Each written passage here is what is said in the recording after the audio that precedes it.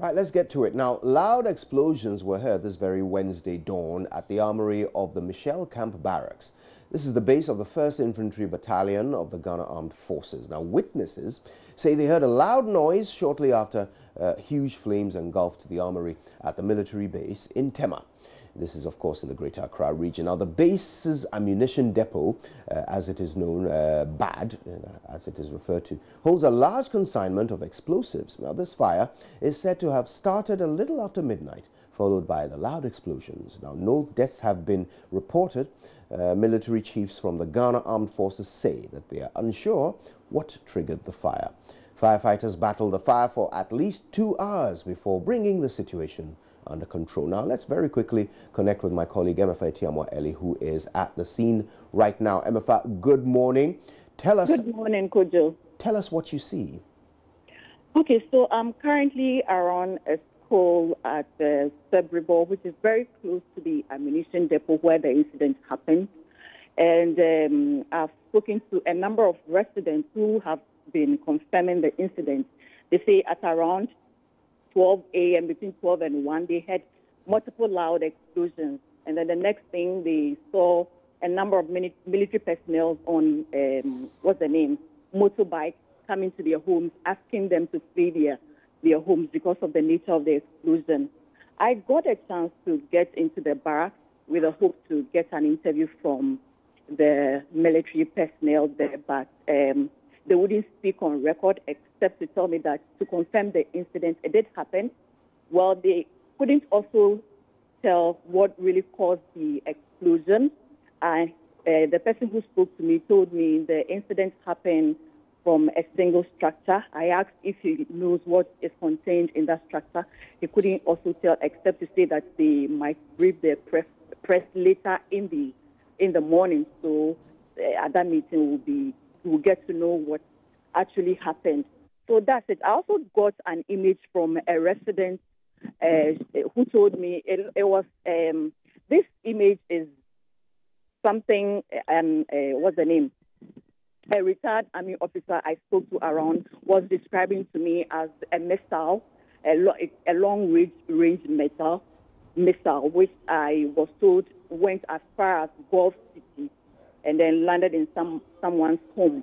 I'm yet to confirm the exact location this missile landed.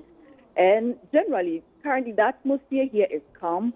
The fire has been doused. I got here around 10 minutes to 5 a.m. I saw 2 fire attendants. And they just like, within 2 minutes, I saw them drove off to say that really there was nothing happening around anymore. So generally, that's what I can report. Life activities here are back to normal. You can see school children are reporting to school. People are by the roadside waiting to take their vehicles, to go wherever they want to go. So that's what I can report now. How far is the armory from the nearest building or facility or in fact, the residential area? Okay, so I went very close to the fence wall of the ammunition depot. I spoke with this retired army officer who spoke to me earlier, made me understand that the fence wall I'm actually seeing here is actually one of 2. There's actually one inside, and that should take you like 200 meters away from the main road before you get to the main facility. Right. So, but then you have houses very close to the first fence wall, which is what you see when you are driving by.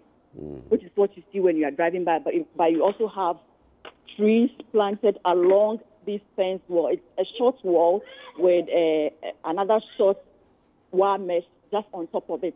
And then next is the trees that have been planted all around it. So you can't really see what is on the compound of the armory department where the incident happened.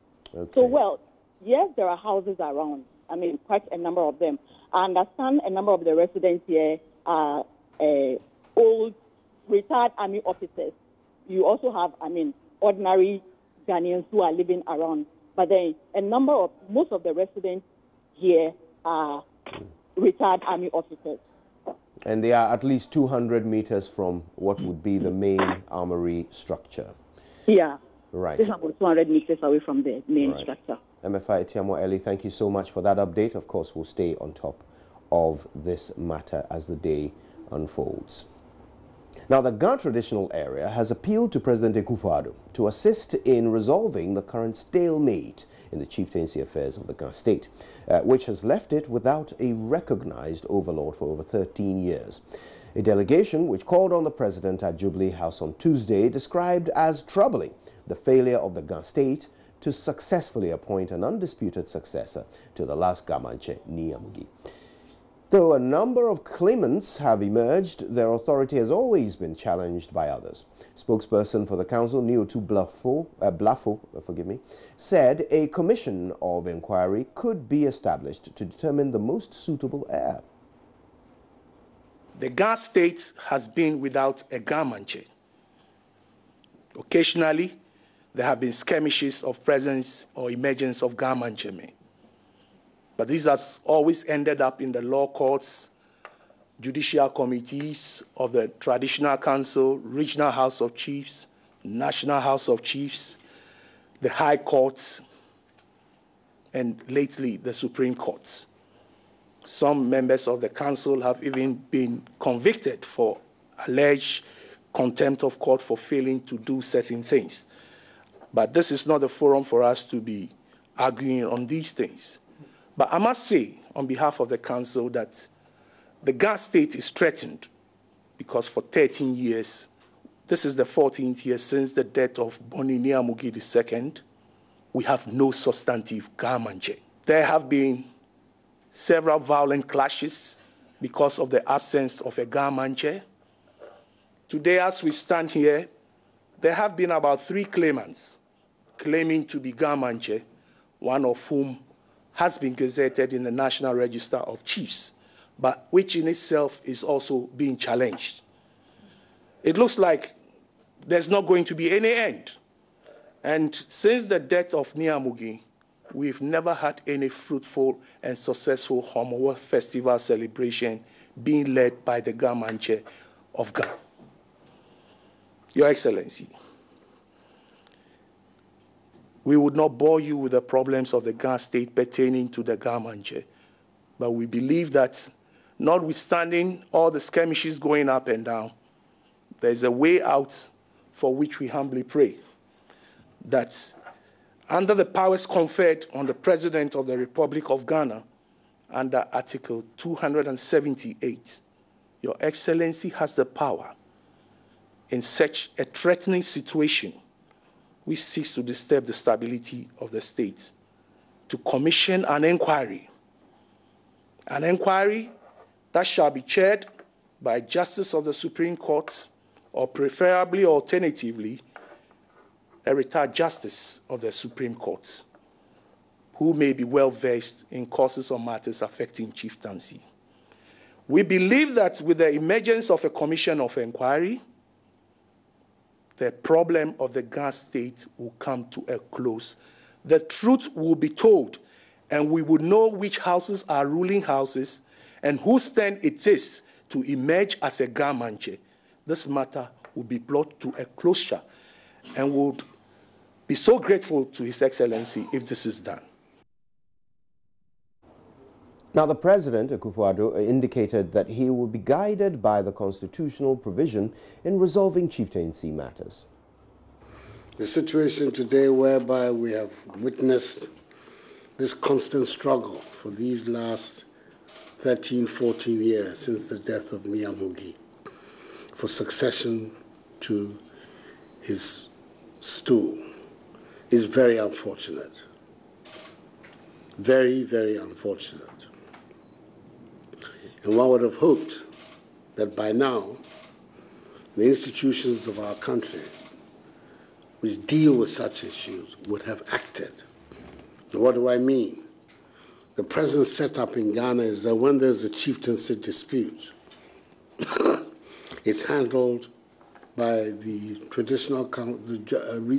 judicial committees of the various traditional councils. Committee of the Greater Accra Regional House of Chiefs has not been able to settle this matter, which has brought you here asking the President to use his powers under Article 278 to appoint a commission of inquiry.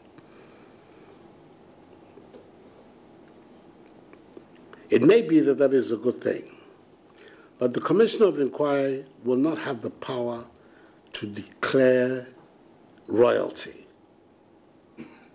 in the way in which the Judicial Committee can. And that's what the law says, that any dispute about royalty, about right to the stool, is dealt with by the Judicial Committee.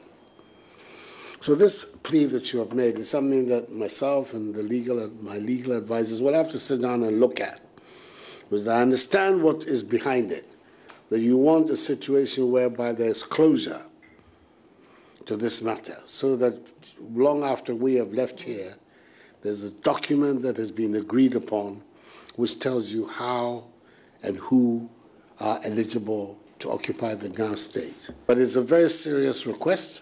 I understand what is behind it, and I'm going to give it very serious consideration, and very soon you'll hear from me what is the result of my considerations.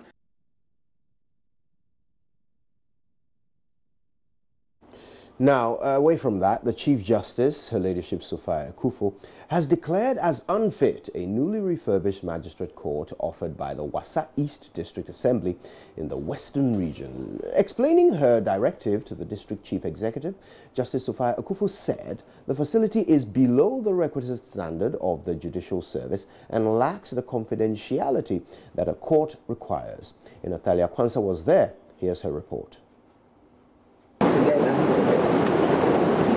The CJ made the observations after she commissioned the court on Monday as part of a 6-day tour in the Western region to acquaint herself with operations of the service in the region. Her leadership, Sophia Akufo, has therefore given the Wassa East District Assembly up to the end of February to give her feedback on the reconstruction of a new magistrates court. We are making do. This is not the court we want. And so you should already be thinking of another location, or can be anywhere near here. And then you do it the way you want it. And then it becomes, because that's the other thing, we want to standardize. So if a stranger walks into a small town, they see the court, they know this is the court, simply from the shape. Yes. So, and the way because as it is, places that should be confidential are too open to the public. The district chief executive, Wilson Arthur, who says he was expecting a pat on the back from the Chief Justice, said he was disappointed and will convert the facility to be used as a police station and later think of how to mobilize funds to build a befitting magistrates court. As it is, I couldn't stand there and promise that I'm going to build a new courthouse. I have to take it through the processes. But see, this one was built quite recently. We inherited it. When we came, it was in bad state, but we renovated it and then finished it. And we thought that it's one of the best, courthouses in Ghana. So when he was coming, I was expecting to say that, oh, your place is better than a high court, But she said structurally the offices are too exposed. All those comments have been taken. So the question now is, until a new facility is built, where would the Wassa East Magistrates Court sit? Perhaps they will continue in the Assembly's chamber. Right, let's do another story. Now, the capturing and killing of sea turtles has become a booming business in the Keta and South Tong districts of the Volta region. This situation, officials say, is forcing the species into extinction. Volta regional correspondent Ivy Setoji has more in the following report. Sea turtles are becoming extinct, but many fishermen in Keta are ignorant about this reality. They capture and kill the creatures at a time the females deposit their eggs.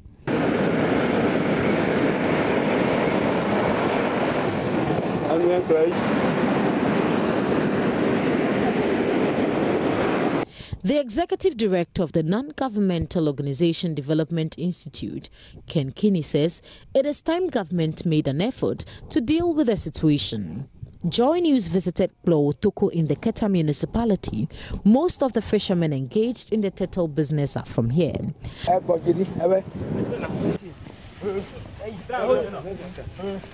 According to Ken Kinney, the Office of the Wildlife in the area lacks basic equipment to work effectively. He believes government must, as a matter of urgency, help resource the office to fight the illegal activities in the area. Wildlife office here is not resourced. They don't have logistics. They don't even have motorbikes to chase and cars to be able to chase people who are doing these activities. So we are appealing to Ghanaians, we are appealing to government to resource this particular office, not only with equipment but also people. They should employ more people to support the work that is going on here. Wildlife trafficking has a devastating impact on the biodiversity of all countries in the world. Due to illegal poaching, the loss of wildlife has risen drastically in West Africa over the decades.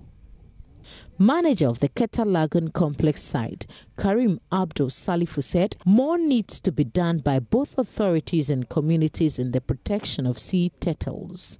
We are always on the radio warning them about the consequences of being seen killing this reptile. Some of the community members are helping us in this work, but there are others who have said they will not stop this work. Currently, as I speak to you, we have 3 cases at the police station and they are preparing them for the Angoga District Magistrate Court.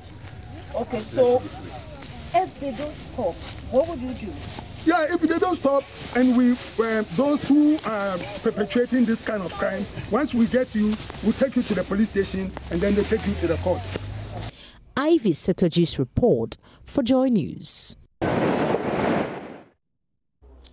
So sad. And that's where we'll draw the curtain on this morning's bulletin. But of course, the show is only just beginning. Stay with us. We're back in a few minutes with the newspaper review.